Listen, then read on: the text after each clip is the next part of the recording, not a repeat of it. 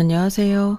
오늘도 사연 살롱을 찾아주셔서 감사합니다. 저는 이혼하고 인생 역전한 40대 여성입니다. 결혼 생활은 10년 정도 하고 이혼했고요. 다행히 아이는 없었어요. 그리고 저도 전 남편도 서로 각자 가게를 하는 사람이었는데요.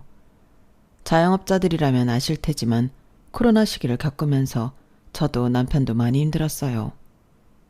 특히 노래 주점을 하던 남편이 타격을 많이 입었는데 그때부터 부부 사이가 나빠지기 시작했죠.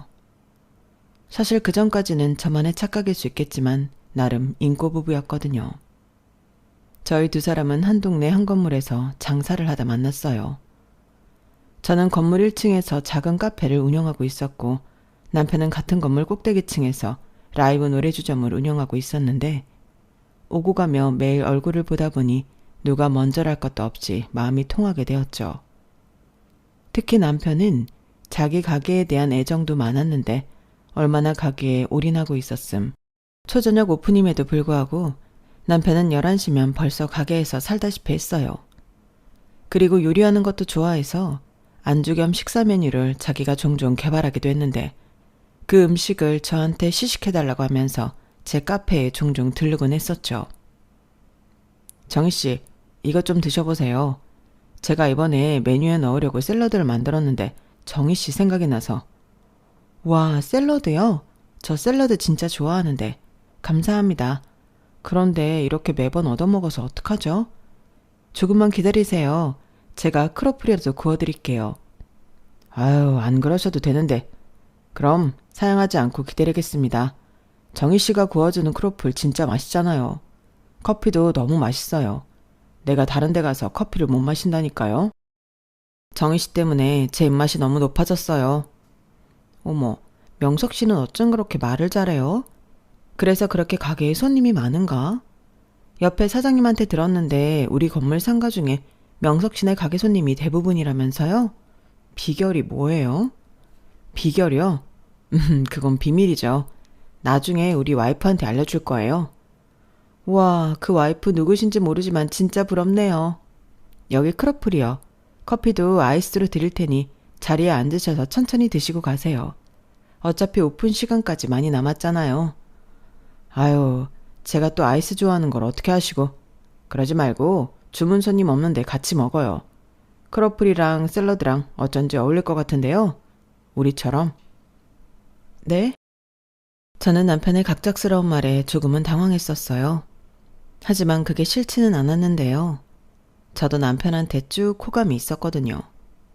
그리고 그렇게 자주 시간을 보내다 보니 저희는 자연스럽게 연인 사이로 발전하게 되었고 장소가 장소이니만큼 저희 커플은 상가 건물 공식 커플처럼 되었는데 그래서 주변 분들에게 결혼은 언제 하냐 같은 질문을 많이 받았어요.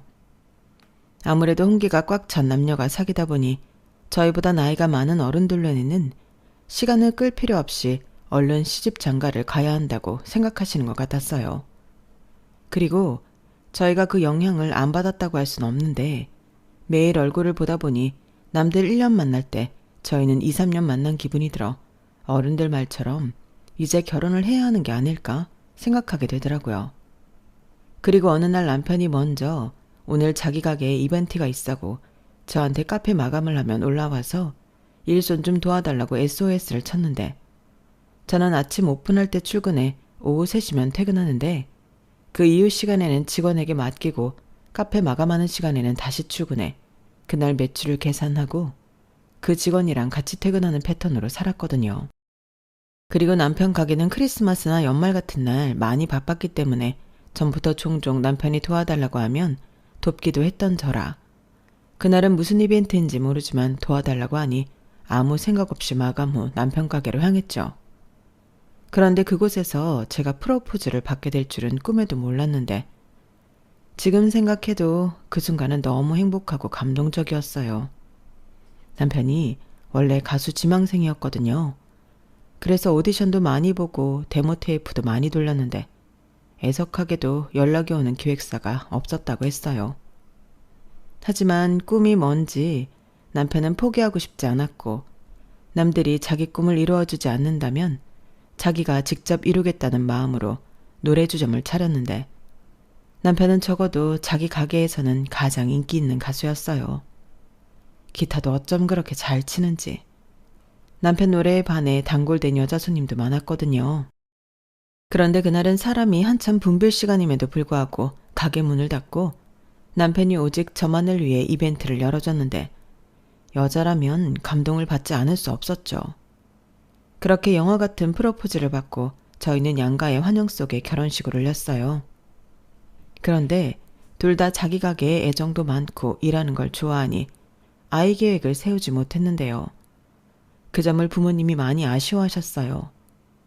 아이 문제라는 게 강요한다고 될 일도 아니고 그렇다고 저한테 아이만 낳으면 당신이 봐준다는 말도 할 수 있는 상황이 아니었으니 손주 보고 싶은 마음은 굴뚝 같아도 뭐라고 하지 못하시는 눈치였어요.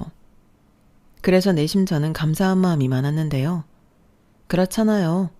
시부모님까지 장사를 하는데 아이를 낳으면 저만 집에서 육아를 해야 하는 상황이고 직원이 한 명 있는 제 가게는 제가 가보지 못하니 직원을 더 쓰든 문을 닫든 해야 하는데 저는 그런 희생을 할 마음이 없었거든요. 게다가 남편 역시 결혼 후에도 매출이 잘 나오고 있는 자기 가게에 매여 있다시피 했는데 그냥 우리는 이렇게 사는 게 맞다고 생각했어요. 남편이 아무리 바빠도 한 건물에 있으니 보고 싶은 사람이 찾아가면 된다고 생각했으니까요. 그러다 무슨 바람이 불어 제가 가게를 접게 된다면 그때는 아이를 가져볼까 생각했는데 남편은 제 생각을 존중한다고 하더군요. 애당초 아이 욕심도 자기는 없다고 했어요. 그런데 지금 생각해보면 말이 존중이지 자기는 이러니 저러니 해도 손해볼 것이 없어 너 하고 싶은 대로 하라고 한 것 같은데 그때는 제가 남편한테 푹 빠져 있을 때라 남편이 저를 배려한다고 착각했던 거였죠. 결혼이라는 게 어느 부분은 착각 속에 사는 거더라고요. 그렇게 저는 남편이 자기 일에 열정도 있고 그에 따른 돈도 곧잘 벌면서 아내인 척까지 배려한다고 생각하며 만족스러운 결혼 생활을 했는데 코로나가 터지면서 모든 것이 바뀌었어요. 그나마 저는 파는 것이 커피와 디저트류라 포장 손님이 있어 그렇게 많은 타격은 없었는데 남편의 가게는 그야말로 매출이 바닥을 쳤어요. 손님이 와서 안주와 술을 먹어야 장사가 되는 가게 특성상 다른 가게에 비해 타격이 클 수밖에 없었죠. 그리고 시부모님 역시 상황이 좋지 않았는데 저희 시부모님이 두 분이 고깃집을 운영하고 계셨어요. 물론 주방 직원과 홀서빙 직원이 있긴 했지만 그래서 더 죽을 맛이라고 하셨죠. 손님이 없는데 월급은 줘야 하니 너무 힘들다고 하셨어요. 그동안 벌어놓은 것도 코로나가 지속되면서 다 까먹었고 어쩔 수 없이 직원들을 모두 해고한 뒤 두 분이 겨우겨우 유지하셨는데 그나마도 유지가 되지 않자 저희 부부에게 도와달라고 하시더라고요. 우리가 생각해봤는데 가게 접는다고 뾰족한 수가 있는 것도 아니고 그냥 니들이 이놈의 코로나인지 끝날 동안만 우리 생활비를 좀 도와다오.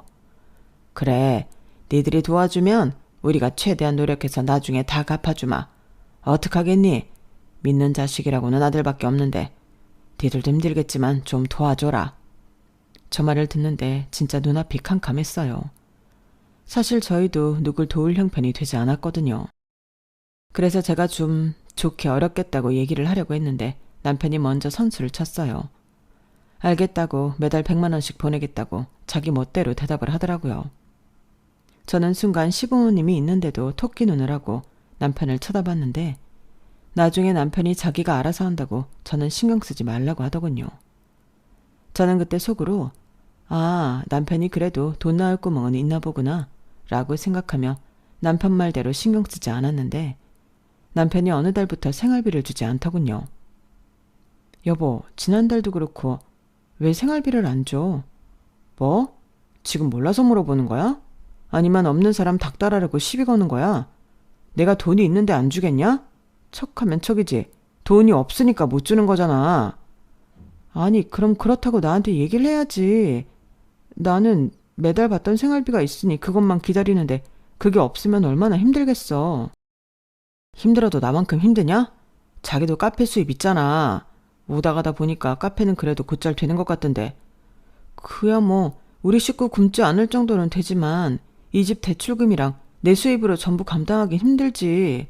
그럼 어머님 아버님 생활비는 어떻게 했어? 그야 그건 드려야지. 말 그대로 생활비인데. 우리 엄마 아빠야말로 그 식당 아니면 돈 날 구멍이 있냐? 나도 겨우 월세 내면서 버티고 있는 거야. 이럴 때일수록 자기가 더 눈치껏 해야지. 이렇게 대놓고 생활비 타령을 하면 어떡하냐? 뭐 내가 나가서 도둑질이라도 해와? 무슨 말을 해도. 남편은 저런 식으로 자기 가게 매출이 나오지 않자 저한테 신경질을 부리는 날이 많았어요. 그리고 그때는 얼마나 힘들면 저렇게 사람이 예민해지나 하며 넘기곤 했는데 그것도 한두 번이지 계속 반복이 되니 저도 짜증이 났죠. 그때부터 부부 사이는 삐거덕거리기 시작했어요. 무슨 말만 하면 싸우자고 덤비니 말을 안 하게 되고 남편은 제가 또 말을 안 하니 자기를 무시한다면서 가만히 있는 저를 건드렸죠. 심지어 테이크아웃 손님과 배달 주문으로 바쁜 날은 언제 내려왔는지 그걸 다 보고 너만 장사 잘 돼서 좋겠다고 비아냥거렸는데 저게 남편이 맞나? 직원 보는데 창피해 죽는 줄 알았어요. 그리고 그날 저녁 저희 부부는 낮에 그 일로 대판 싸웠는데요. 싸우면 싸울수록 남편의 바닥을 보는 것 같아 너무 실망스러웠어요. 원래 저런 사람인데 제가 콩깍지가 씌어 미처 못 본 건지 아니면 코로나가 사람 성격까지 버려놓는 건지 가뜩이나 저도 코로나 때문에 힘든데 남편까지 저러니 사람이 미쳐버릴 것 같더라고요. 저는 평소 이렇게 힘든 때일수록 부부가 서로 의지하고 이겨내면서 더 돈독해진다고 생각하는 사람이었는데 제 생각과 다르게 자꾸만 저희 부부는 힘들면 힘들수록 관계가 더 나빠졌어요. 이유는 빤했죠. 남편이 결혼 전부터 자기 가게 매출이 제 카페 수입의 몇 배 이상이었는데 코로나 이후 이젠 자기 가게가 너무 안 되고 급기야 제 카페 매출보다도 수입이 나오지 않으니 그걸로 자존심이 상했던 거예요. 그래도 나름 가게는 접지 않으려고 남편 딴에는 노력을 많이 했는데 아는 사람 식당 같은 곳에서 일을 도와주고 정 안 되면 배달 라이더라도 뛰면서 어떻게든 버티려 애를 많이 쓰는 것 같았는데 그런 노력을 아무리 해도 저한테는 10원 한 장 주지 않았어요. 그러면서 냉장고에 먹을 게 있니 없니 투정을 부리고 여름에는 전기세 무서운 줄 모르고 희망온도 18도에 맞춰놓고 펑펑 썼는데 그건 전부 제가 번 돈에서 메꾸는 거였죠. 그러니 저도 슬슬 짜증이 났고 생활비도 안 주면서 좀 아껴 쓰자고 잔소리를 하게 되었는데 그러면 또 남편은 발끈해서 자기가 돈 못 번다고 구박을 하는 거냐며 코로나 전을 생각해보라고 저를 아주 이기적인 사람으로 만들었어요. 그러니 코로나가 끝나기 전에 제 인내심이 바닥이 났고 이렇게는 못 살 것 같아서 아이도 없으니 그냥 이혼하자고 처음으로 제가 말을 꺼냈는데 그때가 결혼하고 처음으로 맞이한 이혼 위기였어요. 그러자 저랑 이혼하면 아쉬운 사람은 자기라는 거란 남편은 180도 태도를 바꿔 잘못했다고 저를 붙잡았는데 거의 울다시피 하며 변명을 늘어놓았어요. 말이야 뻔했죠. 자기가 힘들어서 그랬다고요. 아무리 사람이 힘들어도 그렇지 어떻게 하나뿐인 와이프한테 이렇게 함부로 해? 내가 이렇게 당신이 함부로 해도 되는 사람이야? 아니지. 내가 무조건 잘못했어. 나도 머리로는 자기한테 그러면 안 되는 거 아는데 자꾸만 자격심이 생기는 게 못나게 자기한테만 그러네.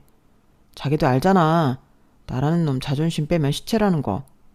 자기 행복하게 해주고 싶은데 지금은 내가 자기보다 벌지도 못하고 생활비도 못 주니까 나도 모르게 자꾸 자기한테 화를 냈어. 내가 생활비 안 준다고 뭐라고 하지 않잖아. 나도 이해해. 자기가 딴 데 돈 다 쓰고 나한테만 돈 안 주는 거 아니니까. 지금은 이렇게라도 살 수 있으면 다행이라고 생각한다고. 근데 이건 돈이랑은 다른 문제야. 자기는 나한테 무시당하는 게 싫고 나는 자기한테 무시당해도 참아야 해? 그건 아니잖아. 그래, 아니지. 그니까 내가 잘못했다고 빌잖아. 내가 자기랑 이혼하고 어떻게 살아. 그니까 한 번만 용서해줘. 다시는 안 그럴게. 저 때 저 말을 들어주지 않고 그냥 이혼했어야 했는데 저는 남편이 저렇게 울듯이 빈이 기회를 더 주고 싶었어요. 그때까지는 저도 남편을 믿어보고 싶었거든요. 하지만 그때도 잠깐 조심할 뿐 또 금방 환경 탓을 하면서 예전으로 돌아갔는데 그때 참 고민이 많았네요. 남편이 돈을 못 버니까 이혼 가치가 없다고 이혼한 여자는 되고 싶지 않았거든요. 하지만 상가 사람들은 충분히 그렇게 오해할 수 있었고 저도 계속 같은 곳에서 장사를 해야 하니 여간 어려운 일이 아니었는데 그래서 저도 나름 남편과 잘 지내려 노력을 많이 했었죠. 오늘은 좀 늦었네. 손님이 많았어? 많았겠냐? 지금 누구 놀려? 이 시국에 누가 가게에 와서 술을 마시겠냐? 나 아는 형 가게 가서 배달일 하고 왔어. 왜? 이제 늦는 것까지 꼬투리 잡으려고? 내가 언제? 나는 그냥 자기 피곤해 보이길래 그런 거지. 이렇게 남편은 제 노력에도 자꾸만 삐딱선을 탔어요. 그나마 다행인 건 제가 집 생활비를 해결하고 있지만 자기 집, 즉 시댁 생활비를 저한테 주라고 하진 않았다는 거였는데 야금야금 소액 대출을 받아 그 대출금 갚으랴 시부모님 생활비에 가게 월세 내랴 남편은 많이 힘들어했어요. 그래서 저는 옆에서 지금이라도 가게를 정리하고 나가는 지출을 줄이는 게 어떻겠냐고 조심스럽게 얘기를 했는데 남편은 죽어도 자기 가게는 정리할 수 없다고 하더군요. 코로나 전만 해도 많이 벌 때는 1,000만 원도 벌었던 가게라며 버티다 보면 다시 예전으로 돌아갈 수 있다고 했는데 그 사이 남편의 빚은 눈덩이처럼 커져갔죠. 결국 저희는 살던 집을 팔고 월세로 이사를 가게 되었어요. 저희가 살던 집은 저희 신혼집이었는데 대출금을 같이 갚긴 했지만 집 계약금부터 실입주금은 전부 남편 돈이었거든요. 그래서 집만큼은 지키고 싶었지만 남편이 더는 못 버틴다고 해서 눈물을 머금고 집을 팔았는데 집까지 팔고 매달렸던 남편의 가게는 좀처럼 회복할 기미가 보이지 않았어요. 코로나 끝물에 다시금 사람들이 일상생활로 돌아가는 중이었는데 남편의 가게는 여전히 코로나 시기에 그 매출을 벗어나지 못했죠. 그러니 자꾸만 엄한 돈을 끌어다 자기 빚 갚는 곳에만 쓰고 있었는데 이러다가는 망하기 딱 좋겠다는 생각이 들었어요. 그리고 결국엔 남편이 먼저 저한테 금전적으로 도와달라는 말까지 했는데 이러다가는 같이 죽을 것 같아 안 된다고 거절했죠. 그러자 남편은 그게 많이 서운했는지 그날 이후 저만 보면 시비를 걸지 못해 안달이 났고 제가 아무리 이성적으로 설명을 해도 남편은 제 말을 전혀 들을 생각이 없었는데 결국엔 시부모님 생활비도 못 드리는 상황이 되어버렸죠. 예, 이번 달 생활비가 아직인데 그게요, 원래부터 그이가 책임지고 보내드린 건데 그이 상황이 많이 좋지 않아서요. 아마 앞으로 생활비는 장담할 수 없을 것 같아요. 뭐? 아니 그럼 우리는 어쩌라고? 그럼 너라도 우리 생활비를 보내줘야지. 그게 제가 버는 돈은 저희 월세 내고 생활비 쓰면 없는 돈이라서. 그래도 그렇지.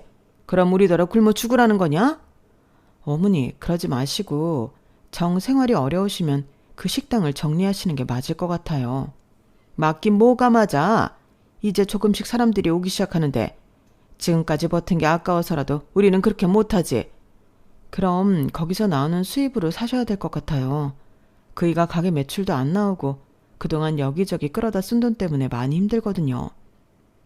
시어머니는 전혀 몰랐다는 듯 제 말에 난감해하며 어떤 말도 못하셨어요. 아무리 닥달을 해도 우리도 해줄 수 없다고 하는데 당신도 어쩔 수가 없으셨겠죠. 게다가 시부모님이 운영하는 고깃집은 그래도 사람들이 조금씩 늘어가는 추세라고 했으니 이젠 저희한테 손은 그만 벌려야 한다고 생각했어요. 그런데 시어머님이 저와 전화를 끊고 확인하고 싶으셨던 건지 남편한테 전화를 한 모양이었고 남편은 왜 쓸데없이 자기 엄마한테 그런 얘기를 했냐며 저한테 화를 냈는데 저도 똑같이 화를 냈죠. 그럼 자기가 먼저 어머니한테 전화해서 상황 설명을 했어야지. 나라고 뭐 그런 불편한 얘기 하고 싶었는 줄 알아? 왜 나한테만 자꾸 화를 내? 지난번에 조심하겠다고 했잖아. 그야 네가 자꾸 짜증나게 하니까 그렇지. 눈치가 그렇게 없냐? 우리 엄마가 전화해서 그렇게 말을 하면 일단 카페에서 나온 수입으로 좀 해결해 주면 되지. 어쩌면 남처럼 딱 선을 그어. 장인 장모님이 그렇게 말씀하셨어도 그랬을까? 뭐래. 지금 우리 생활비도 내가 전부 해결하고 있는데 자기야말로 진짜 양심 없다. 언제는 나더러 알아서 할 거니까 신경 쓰지 말라며. 그거야. 내가 이렇게 코로나가 길어질 줄 알았냐? 내가 돈 쌓아놓고 이래? 나도 힘들어서 그런 거잖아. 나도 힘들어. 왜 자꾸 자기만 힘들다고 그래? 이럴 거면 진짜 갈라서자고. 저는 너무 열이 뻗쳐서 남편한테 또 이혼하자고 했어요. 저렇게 은근슬쩍 자기 부모님 생활비까지 저한테 떠넘기려 했다니 너무 짜증나고 괘씸하더라고요. 그래서 이번엔 진짜로 헤어질 생각으로 합의 이혼 서류까지 가지고 와서 서류 작성까지 마쳤는데요. 그러자 이번에도 남편이 겁을 잔뜩 집어먹었어요. 이젠 빌어봤자 제가 넘어올 것 같지 않으니 집에도 들어오지 않고 저를 피하더라고요. 그리고 계속 장문의 메시지를 보내며 자기가 잘못했다고 했는데 저는 답도 하지 않았어요. 이미 제 마음은 이혼하기로 굳어버렸고 계속 이딴 식으로 피하면 소송이라도 할 생각이었는데 그때 남편이 배달 일을 하다 사고가 났죠. 오토바이 사고라 생각보다 많이 다쳤는데 아무리 이혼까지 생각한 남편이지만 보호자도 없이 혼자 내버려둘 순 없었어요. 두 팔을 모두 다 다쳐서 깁스를 했기 때문에 뭐 하나 자기 혼자 할 수 있는 게 없었거든요. 그래서 울며 겨자 먹기로 가게는 직원에게 부탁한 채 남편의 병수발을 들었고 남편은 그런 저에게 미안하고 고맙다며 어쩔 줄을 몰라 했는데 사람이 왜 그렇게 불쌍하고 못나 보이던지 제가 좋아했던 남자는 어디로 갔나 허무했죠. 그런데 이 인간이 퇴원할 무렵 저한테 이런 말을 했는데요. 내가 병원에 입원한 동안 진짜 고민을 많이 해봤는데 가게를 바꿔야겠어. 이제 노래 주점으로는 예전 수입을 기대할 수 없겠더라고. 그게 무슨 소리야. 그냥 접는 게 그나마 마이너스를 줄이는 거라고. 자기는 지금 당장 나가는 돈 때문에 그렇게 생각하는 건데 생각해봐. 가게를 접으면 진짜 그때는 빚만 남는 거야. 푼돈 벌어서 그 빚을 언제 다 갚아? 그러니까 노래 주점을 이자카야로 바꿔야겠어. 내가 아는 형이 인테리어거든? 그 형한테 물어봤는데 한 1억 5천에서 2억 정도 얘기하더라. 요즘 프라이빗한 이자카야가 그렇게 장사가 잘 된대. 1억 5천에서 2억? 그런 큰 돈이 어딨어. 설마 또 대출 받으려고? 나도 그러고 싶은데 이젠 대출해줄 것도 없어. 그럼 어쩌려고 돈 넣을 데도 없는데. 설마 나더러 빌려달라는 건 아니지? 내가 전에도 말했잖아. 나도 빠듯하다고. 알아. 누가 자기한테 빌려달래? 그러지 말고 장인어른한테 부탁드리자. 장인어른이 사업하시는데 설마 2억도 없으시겠어? 뭐? 이젠 하다하다 우리 아빠한테 손을 벌리겠다고? 싫어. 그럼 어떡해. 지금 비벼볼 때는 장인어른밖에 없어. 자기가 나 봐서 알잖아. 나 장사수완 좋잖아. 자기가 장인어른한테 잘 좀 얘기해봐. 장인어른 딸 얘기라면 뭐든 들어주시는 분 아니야? 싫어. 나는 그놈의 가게 이제 진짜 그만해야 한다고 생각해. 이제 코로나도 끝났어. 어머님 아버님 식당을 봐. 조금씩 사람들 다시 오기 시작하고 예전만큼은 아니지만 수입도 점점 늘어나고 있다고 하시는데 자기 가게만 사람이 없다는 건 이젠 그 가게가 안 된다는 거야.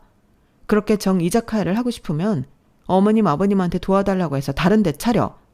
그동안 자기가 생활비 들였는데 그 정도 얘기는 해볼 수도 있잖아. 뭐? 우리 집에 돈 부탁을 하라고? 아니 어떻게 그러냐. 우리 엄마 아빠도 생활하기 빠듯해. 장인 장모님처럼 여유가 있는 게 아니라고. 우리 엄마 아빠도 빠듯해. 그 여유라는 게 결국엔 우리 부모님 노후자금인데 자기가 그걸 쓰면 우리 엄마 아빠는 어쩌라는 거야. 누가 그냥 달래? 이자 쳐서 갚는다고. 아이씨 더럽고 치사해. 됐다. 집어치워. 남편은 저렇게 뻔뻔하게도 저의 친정 돈까지 끌어다 쓸 생각까지 하고는 제가 안 된다고 펄쩍 뛰니 성질을 부렸어요. 그리고는 자기 짐들을 전부 가지고 있는 걸 뻔히 알면서도 자기 혼자 택시를 잡아 타고 가버렸는데 정말 꼴도 보기 싫더군요. 마음 같아서는 내 짐도 아닌데 전부 버리고 싶었지만 그래도 다 돈 주고 산 것들이니 꾸역꾸역 가지고 집에 왔어요. 그리고 저는 남편하고 만나면 계속 싸우니까 카페에 있는 시간이 많아졌는데요. 코로나도 끝나가는 마당이라 제가 운영하는 카페는 예전 매출을 모두 회복한 후였어요. 그리고 저 역시 코로나 기간 중 하나라도 더 팔아보고자 쿠키랑 마카롱 그리고 토스트와 샌드위치 같은 것도 만들어 팔기 시작했는데 그런 노력 때문인지 매출이 코로나 전보다 늘어가기 시작했죠.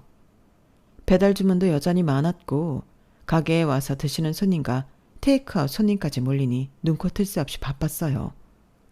그리고 바쁘게 일을 할 때면 집에 대한 고민과 남편 생각을 하지 않아서 더 좋았는데 이게 정상적인 결혼 생활이 맞나? 자꾸 물음표가 생기더라고요. 아무래도 처가 돈까지 눈독을 들였다는 게 저에겐 적지 않은 충격이었는데 그냥 하루빨리 이 결혼 생활을 정리해야겠다고 생각하게 되었죠. 그리고 타이밍도 딱 좋게 이 인간이 사고를 쳤는데 더럽고 치사하다고 할 땐 언제고 끝끝내 저희 아빠를 찾아가 돈을 빌려달라고 했더군요. 정희야, 좀 전에 최서방이 다녀갔는데 나더러 2억을 융통해달라고 하더구나. 지금 가게가 너무 어려워서 이자카야로 가게를 바꿔야겠다고. 아, 그 인간이 결국엔 아빠한테 그 얘기를 했어? 내가 하지 말라고 했는데 죄송해요. 아빠, 근데 신경 쓰지 않아도 돼. 2억이 작은 돈도 아니고. 그 인간이 정말 미쳤나 봐. 최서방도 오죽하면 나한테까지 와서 돈 얘기를 했겠니? 너무 그러지 마라. 근데 아빠도 안 된다고 거절했어. 얘기를 들어보니 최서방이 너무 뜬구름만 잡는 것 같아서 이건 돈도 잃고 사위도 잃을 것 같아 아빠가 안 된다고 했는데 아빠도 마음이 좋지 않아서 아마 많이 서운했을 거야. 그래서 아빠가 고민을 조금 해봤는데 지금 그 가게 정리해서 가지고 있는 빚 청산하고 아빠 사무실에 들어와 일을 하면 어떨까 싶다. 그래도 아빠가 월 300은 챙겨줄게. 정말? 그럼 나는 너무 좋지. 근데 그 사람이 그렇게 할지는 솔직히 모르겠어. 그리고 가게를 정리한다고 보증금이 얼마나 남아있을지도 모르겠고. 도통 말을 안 해주니까 답답하고 불안해. 아마 쉽진 않을 거야. 최서방이 자기 가게에 애정이 많잖아. 너무 몰아붙이지는 말고 아빤 기다릴 수 있으니까 네가 잘 말해봐. 지금 가장 힘든 사람은 최서방 아니겠니? 아빠도 힘든 때가 많았기 때문에 그 마음이 뭔지 안다. 그러니까 너라도 옆에서 잘 보듬어줘. 그게 부부잖니. 아빠가 무슨 말하는지 우리 딸 알지? 그럼 아빤 기다릴게. 저는 아빠의 말에 차마 알았다고 대답할 수 없었어요. 헤어질 생각까지 하고 있는 마당에 보듬어주긴 뭘 보듬어주나요? 그리고 아빠의 제안은 너무 감사했지만 그 인간이 장인 사무실에 들어가 일을 할 수 있을지 그것도 미지수였어요. 저희 아빠는 음료나 주류 관련 유통업을 하고 계셨는데 젊었을 때부터 한 길만 걸으셨기 때문에 거래처가 아주 많았죠. 그래서 항상 젊은 직원이 있길 바랬는데 아마 그래서 사위를 데려다 일을 시키면 되겠다는 생각을 하셨던 것 같더라고요. 하지만 이 인간이 자기 사업을 접고 장인 밑에 들어가 일을 할 수 있는지는 알 수 없었고 오히려 꼬라지나 부리지 않으면 다행이라고 생각했는데 제 예감은 100% 적중이었어요. 제가 카페 마감을 하고 퇴근을 하니 남편이 자기 가게가 아닌 집에서 깡소주를 마시고 있었거든요. 언제부터 마신 건지 벌써 바닥에 빈 소주병이 3개나 나뒹굴고 있었는데 저를 보자마자 이 인간이 기다렸다는 듯 막말을 쏟아내기 시작했어요. 왔어? 오늘도 많이 늦었네? 왜? 오늘도 손님이 많아서 계산기 들이다가 늦었냐? 진짜 야박한 건 분유가 똑 닮았어. 아니, 하나밖에 없는 사이가 처음으로 도와달라고 하는데 어쩜 그렇게 매몰차게 거절을 하냐? 생각해보니 너도 그랬지. 내가 좀 도와달라고 했을 때 돈 없다고 딱 잡아댔잖아. 아니, 내가 돈 있는 거 뻔히 아는데 어떻게 나한테 이러실 수가 있어? 남도 아니고. 자기 딸이랑 사는 사위인데 진짜 실망이다. 있는 사람이 더한다고 하더니 그 말이 아주 딱 맞는 말이야. 죽을 때 그 돈 전부 싸가지고 갈 건가 봐? 지금 말 다 했어? 정말 못 봐주겠다. 말 조심 안 해? 우리 아빠도 거절할 만 하니까 거절한 거지. 왜 그걸 남 탓을 해? 나도 분명히 말했잖아. 지금 당신 가게 자리는 끝났다고. 자리 문제가 아니라니까. 유행이 지났어. 지금은 이자카야를 하면 무조건 된다고. 아니, 내가 돈 버는 방법을 알고 있는데 뭐가 자꾸 틀렸다는 거야? 가게 접으면 뭐 뾰족한 수 있어? 아빠가 전화했어. 자기 많이 서운해할 거라고. 그러면서 가게 정리하고 아빠 사무실에 나와서 일하래. 그럼 그렇게 벌어서 빚 갚고 다시 시작하면 되지. 다 참 기가 막혀서 어느 처녀냐 월급 받아서 빚을 갚고 다시 시작을 해. 말이 되는 소리를 해야지. 원래 사업으로 진 빚은 사업으로 대박나서 갚는 게 정석이야. 정석 같은 소리 한다. 내가 구차해서 말 안 했지만 자기 지금 생활비 안 준 지도 3년이 넘어. 나 3년 동안 당신 힘든 거 아니까 생활비 달라는 소리도 한 번 하지 않았고 우리 살던 집 대출금도 나중엔 내가 혼자 감당하다시피 했는데 자기가 팔자고 해서 군소리하지 않고 팔았잖아. 근데 그 집 판 돈 다 어디로 갔어? 나는 구경도 못했어. 그럼 내 돈은 어디로 간 건데? 나라고 뭐 할 말이 없어서 안 하는 줄 알아? 제발 허황된 꿈 말고 현실적으로 생각해. 나는 지금 충분히 현실적으로 생각하고 있거든. 그래서 내린 결론이고 이자카야가 마지막 희망이었는데 너랑 니네 아버지가 내 희망을 짓밟았잖아. 난 이제 망했다고. 나는 이번 일로 처가고 뭐고 없다고 생각할 거고 너도 앞으로 친정 갈 생각도 하지 마. 명절이니 생신이니 10원짜리 하나라도 네 친정에 보냈다가는 내가 가만히 있지 않을 거야. 알겠어? 웃기고 자빠졌네. 알긴 뭘 알아. 이젠 진짜 네가 미쳤구나. 네가 뭔데 내 부모를 보지 마라 해. 야, 됐어. 이젠 진짜 끝내자.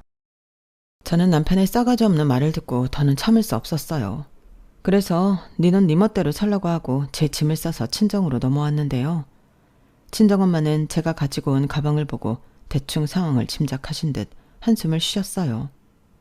이미 친정아빠한테 대략의 이야기는 들었고 제가 씩씩거리며 짐까지 싸서 왔으니 그 일로 싸웠구나 하셨던 건데 그래서인지 무슨 일이냐고 묻지도 않으시더라고요. 그저 한숨만 깊게 연거푸 쉬시며 저더러 밥은 먹었냐고 물으셨는데 왜 그렇게 속이 상하는지 울컥 눈물이 나왔어요. 결혼해서 잘 사는 모습을 부모님께 보여주고 싶었는데 그게 마음처럼 되지 않으니 너무 죄송하더라고요.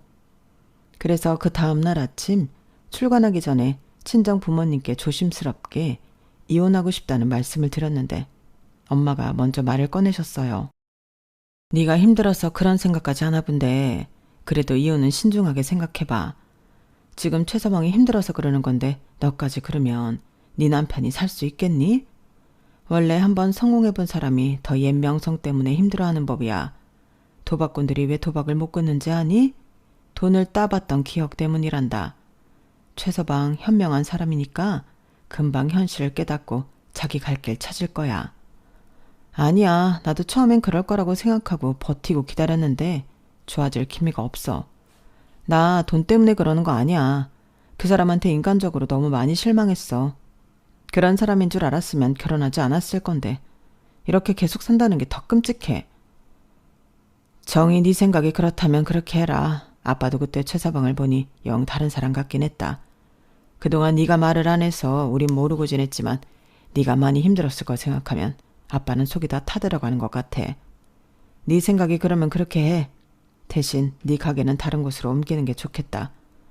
괜히 그놈이랑 엮여서 좋을 게 없으니 이혼할 생각이면 아빠가 카페 자리 알아봐 줄게. 최대한 그놈 모르는 곳으로 가라. 저는 아빠의 말에 대답 대신 고개를 끄덕였어요. 단골 손님도 있고 같이 일했던 직원도 있어 결정이 쉬운 건 아니었지만 이혼 후를 생각하면 그곳에서 장사를 하는 게 영 찝찝했거든요. 그래서 매일 차근차근 정리를 하기 시작했는데 시어머니한테서 연락이 오더군요. 남편이 연락이 되지 않는다면서 무슨 일이 있냐고 물으셨는데요. 전화로 시시콜콜 이야기하는 것도 그렇고 어차피 팔은 안으로 굽을 텐데 싶어 요즘 돈 때문에 많이 힘들어하는데 연락이 안 되는 이유는 모르겠다고 말했어요.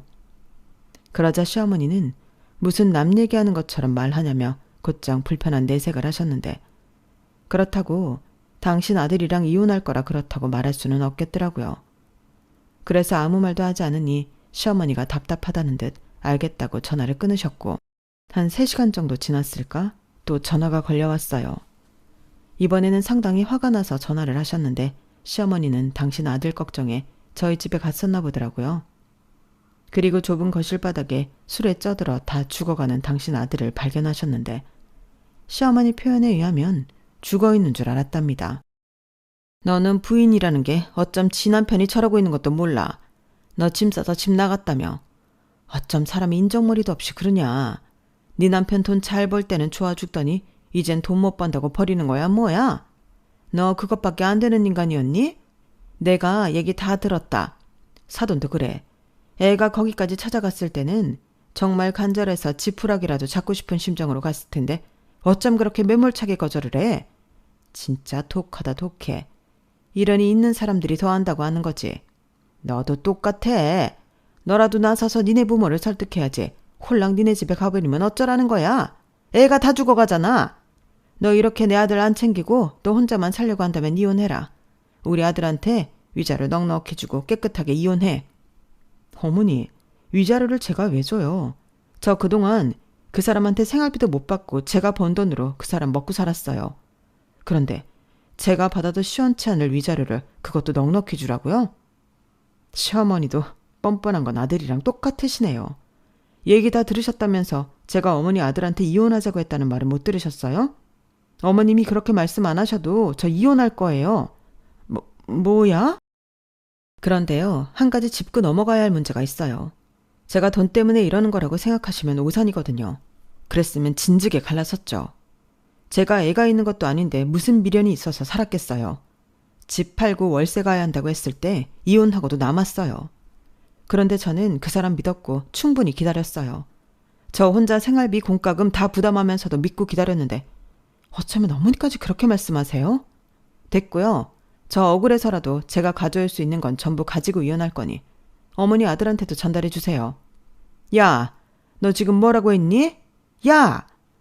저는 시어머니가 소리를 지르든 말던 전화를 끊어버렸어요. 그리고 어차피 좋게 합의혼은 글렀다고 생각해 변호사 사무실 찾아다니며 상담한 끝에 이혼 소송을 하기로 했고, 어차피 저희 부부는 아이도 없었고 이혼 사유도 명백했기 때문에 케이스로만 봤을 때는 쉽다고 하더라고요. 그리고 이혼 소장을 받은 남편은 꽁주에 불붙은 사람처럼 친정에 와서 싹싹 빌기 시작했는데 이미 버스는 지나간 후였죠. 저는 방에서 나가보지도 않았고 저희 아빠는 곧장 골프채 가지고 오셔서 남편한테 꺼지라고 했거든요. 거기에 저희 엄마가 재수없다며 소금까지 뿌렸는데 뭐가 억울하다고 남편이 대성통곡하며 우는 소리가 제 방까지 들리더군요. 정말 싫었어요. 그렇게 젠틀하고 멋있던 사람이 저렇게 지질이 궁상을 떨고 돈 좀 없다고 자기 바닥을 전부 보여주는데 저런 인간이란 무려 10년이나 사이 좋은 부부로 살았다는 게 혐오스러웠어요. 그리고 다음날 시어머니는 제 카페에 찾아와서 난동을 부리셨는데요.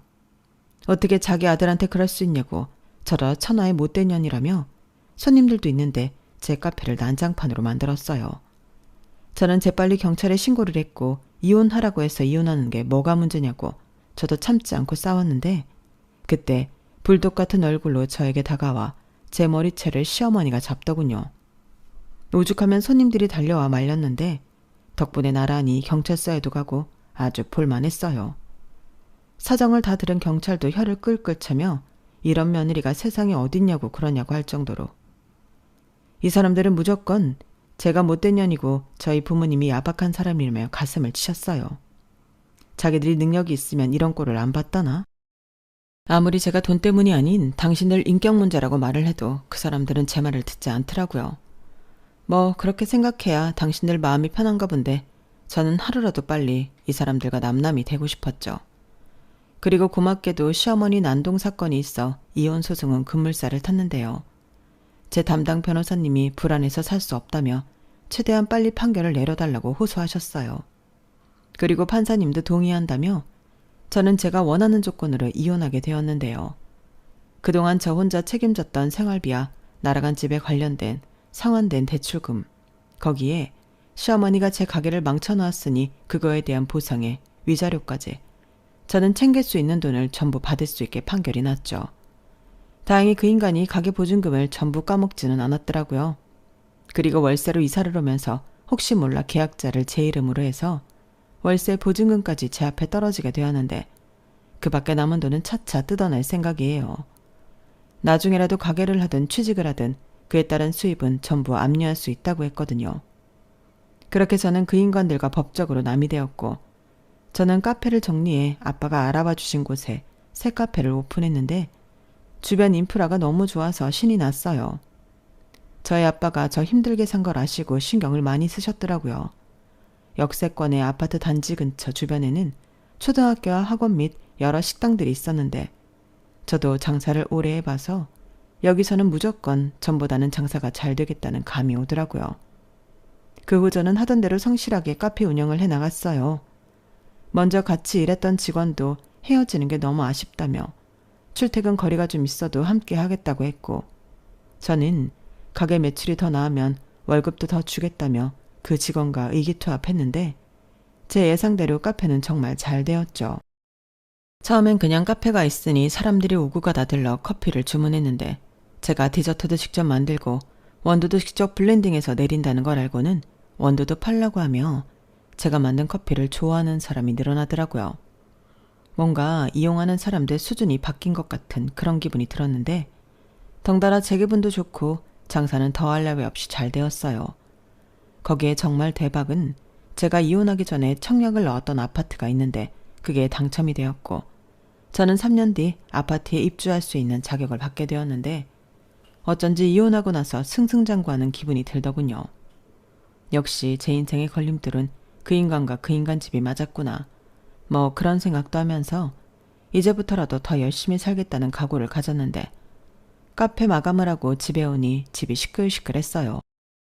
그리고 제가 급히 집 안으로 들어가 보니 시부모님과 남편이 저희 부모님 앞에서 바닥을 기듯 빌고 있는 모습을 봤는데 알고 보니 저희 아빠가 제가 이혼한 마당에 시부모님에게 납품하던 술과 무상으로 지원했던 술장고를 철수시켜 버렸답니다.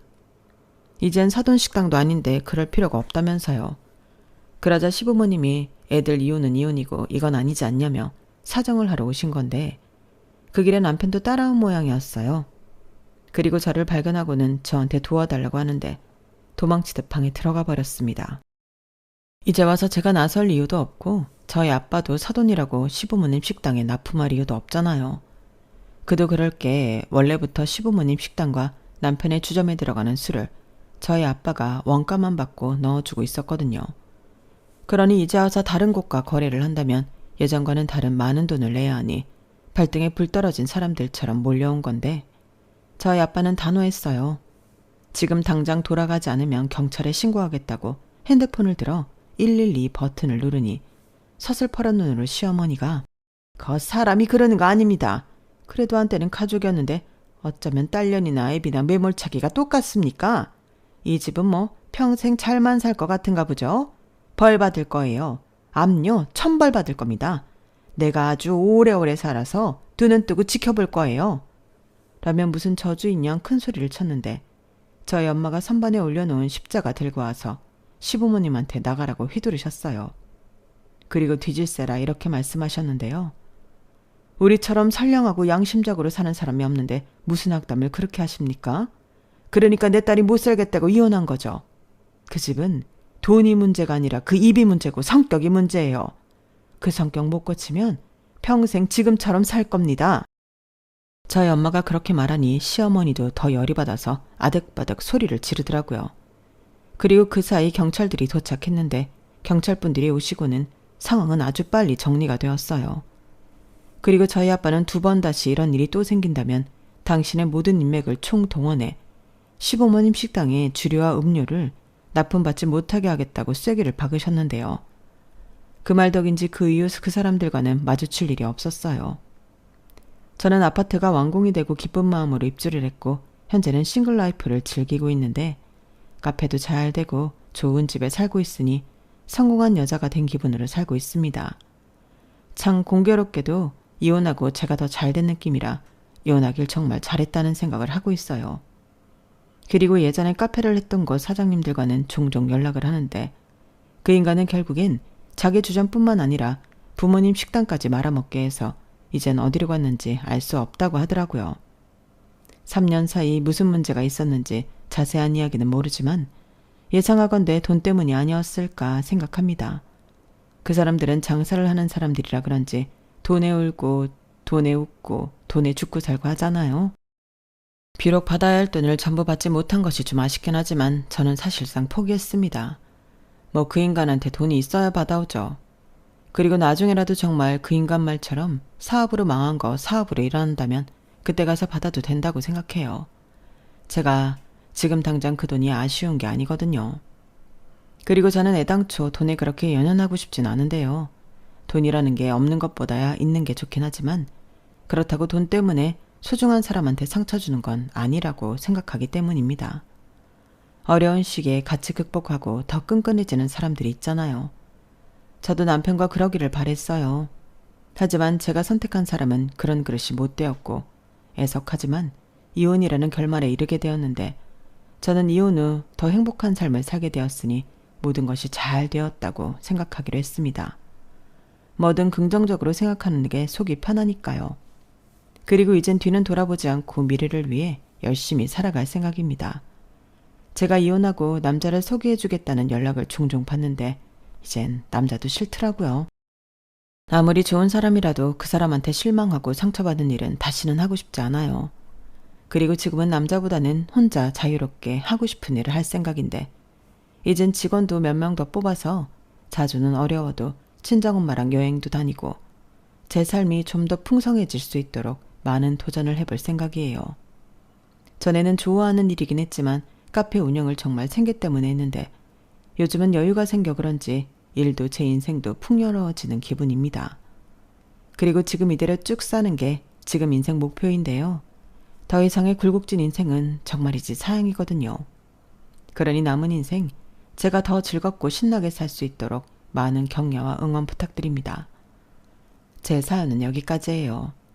어쩐지 제 사연이 찌질한 남편과 이혼하고 성공한 여자의 사연처럼 보일 것 같긴 한데 이혼하고 더 많이 행복해진 것은 맞으니 부정하진 않겠습니다. 요즘 어려우신 분들 정말 많으시잖아요. 그런 분들이 하루빨리 발 뻗고 활짝 웃을 수 있길 바라며 저는 이만 마지막 인사를 드릴게요. 지금까지 제 사연 들어주셔서 대단히 감사합니다. 항상 건강하시고요. 하시는 일 모두 대박 나시길 진심으로 바랄게요. 안녕히 계세요. 여러분, 사연 댓글에 응원과 현명한 조언 부탁드려요. 좋아요와 구독은 저에게 큰 힘이 됩니다. 오늘도 좋은 일 가득하세요.